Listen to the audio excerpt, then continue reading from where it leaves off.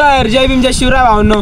तर भावांनो खूप लोकांना माहीतच नाहीये की यार वर्कआउटच्या आधी काय खायचं वर्कआउटच्या नंतर काय खायचं. तर या भावांनो वर्कआउटच्या आधी तुम्ही जर चुकीची वस्तू खाल्ली तर तुम्हाला त्याचा चांगला बेनिफिट भेटणार नाही. याच गोष्टीबद्दल आज आपण बोलणार आहे. अर्ध्याहून जास्त लोकांना इथं माहीतच नाही वर्कआउटच्या आधी काय खायचं वर्कआउटच्या नंतर काय खायचं. तर चला तर भावांनो मी 3 अशा गोष्टी सांगणार आहे त्या तुम्हाला वर्कआउटच्या आधी खायच्या आहे आणि 3 अशा गोष्टी सांगणार आहे त्या तुम्हाला वर्कआउटच्या नंतर खायच्या म्हणजे पोस्ट वर्कआउट मील मध्ये. चला तर मग भावांनो मी सांगणार आहे या गोष्टी खूपच स्वस्त आणि खूपच टेस्टी आहे. सगळ्यात पहिले प्री वर्कआउट ऑप्शन मध्ये आहे 2 केळी. ते तुम्ही 40 ते 50 मिनिटं आधी खाऊन वर्कआउटला जाऊ शकता. याच्याने तुम्हाला तास आणि चांगल्या प्रमाणात फक्त केळीच खाऊन नका जाऊ वर्कआउट करायला. त्याच्याबरोबर थोडीशी कॉफी प्या. त्याच्याने तुम्हाला एनर्जेटिक फील होईल आणि हे तुम्ही सकाळी वर्कआउट जात असेल तेव्हा पेत जा. संध्याकाळी याचा वापर न करत जाऊ कारण की कॉफी अशी गोष्ट आहे त्याच्याने तुम्हाला 4 ते 5 तास डायरेक्ट झोपच येणार नाही. आपलं दुसरं ऑप्शन आहे ते आहे बटाटे. तर भावांनो तुम्ही जर एनर्जेटिक आणि एकदम खतरनाक वर्कआउट जर करायचं असेल ना तर बटाटे एकदम खतरनाक गोष्ट आहे. तुम्ही जर बघितलंच असेल आपल्या शॉर्ट व्हिडिओ मध्ये मी बटाटे आणि अंडे ते खातच राहतो. तर भावांनो तुम्हाला काय करायचंय बटाटे घ्यायचे. बटाटे उकडून घ्यायचे आणि त्याच्यावर थोडंसं मीठ टाकून घ्यायचं नॉर्मल आणि निंबू पिळून. तर भावांनो आता जाऊया आपण तिसऱ्या प्री वर्कआउट मील कडे आणि ते आहे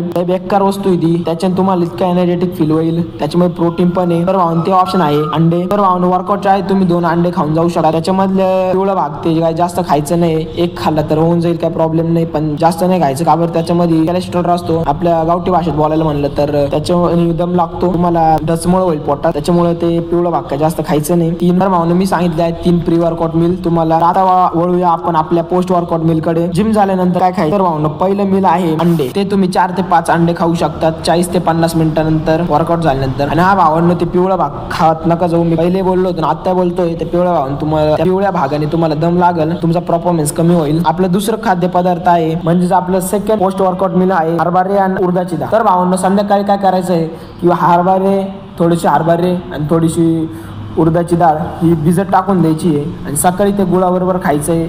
वर्कआउट झाल्यानंतर 30 ते 40 मिनिटानंतर हे खाल्ल्याने तुम्हाला प्रोटीन पण भेटेल आणि खूप एनर्जेटिक फील कराल तुम्ही आणि तुमचं पोट पण भरेल. हरभरे तुम्हाला माहितच आहे हरभरे लवकर पचन होत नाही तुम्हाला चांगलं पोटात राहतात. तुम्हाला लवकर भूक पण नाही लागणार. आता वळूया आपण आपल्या तिसऱ्या कडे ते आहे मास गेनिंग शेक. तुम्हाला काय करायचंय 2 केळी 1 ग्लास दूध आणि थोडेसे काजू बदाम हे घ्यायचंय आणि ते मिक्सर मध्ये टाकायचंय. मिक्सर मध्ये टाकून आता मी टाकतो त्याच्यामध्ये थोडंसं प्रोटीन. मी त्याच्यामध्ये टाकतो थोडंसं प्रोटीन. तुम्हाला जर थोडं टेस्ट अजून वाढवायचं असेल त्याच्यामध्ये थोडंसं मध पण टाकू शकतात तुम्ही. हे सगळं मिक्स करून याचा शेक होऊन जातो आणि ते शेक तुम्हाला प्यायचं आहे. भावना तुम्ही जर बारीक असाल ना तर 100% याचा वापर करा.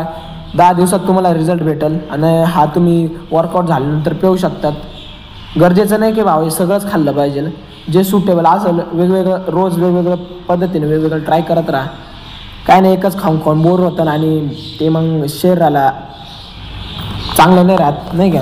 मग जसं तुम्हाला सुटेबल असेल तसं खा. कधी शेक प्या कधी पोस्ट वर्कआउटमध्ये अंडे खा बटाटे खा नाही का. तर भावना तुम्हाला थोडासा सुद्धा व्हिडिओ आवडला असेल तर नक्कीच सबस्क्राईब करा लाईक करा आणि फॉलो करा भावांनो. लाईक नक्कीच करा. जय जय महाराष्ट्र पब्लिक. भेटूया पुढच्या नवीन ब्लॉगमध्ये.